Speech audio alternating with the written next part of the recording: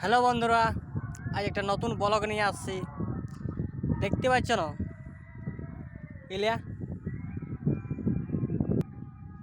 Cherry ফল বটে বাপ, যত হলিবে চলে আসবে মাটালার মাছ বাদ অ্যাভেলেবেল দিয়া হবে। দেখছে না গাছ পাকা একদম, বুঝলে পুরা চাষ করা আছে ঝাড়িয়ে। আর যে রোদটা দিছে না পটপটিয়া, আর কি বলে দিব।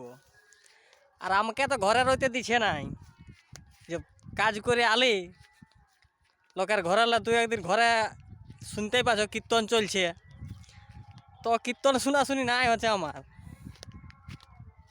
দেখছো টিয়া এখানে ফচ্ছ ফুটান দিছে, সূর্যমুখী গেলে আমার লাগাতকই হয়েছে।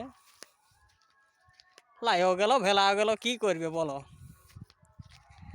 তবে কোনো টেনশন নাই, হান্দা ভন্দাকে ধরে আনিছি ন পাড়ালে। আই দেখো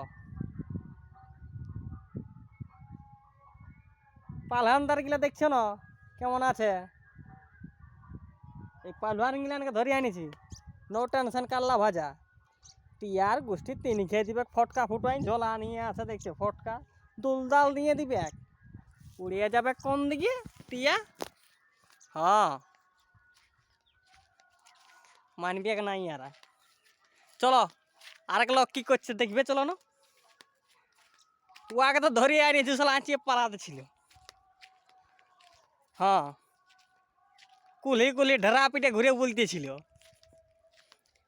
মিটিনি। আর ও আগে ধরিয়ে নিয়ে আসিছি, কোথায় বলি ঝান্ডাটা উড়াই আর ঢেরা পেট বিচ টিয়া খেদা হবে, সকল হবে। পেটে ভাতে দিয়ে আর পার করে দেবো। একটা জায়গায় লাগা আছে সূর্যমুখী, কি বলবি। তো টিয়া যা সাঁতা আছে না, মাথাটা খারাপ করে দিছে, পড়িয়ে ঝড়িয়ে হচ্ছি, ভকে হয়ে গেছি, থকিয়ে গেছি। আজ আর গেছিলা কান্দাই আনতে হয়েছে, দৌড়িয়ে দৌড়িয়ে বলি চ, নাই শুনলে কি করবে বলো।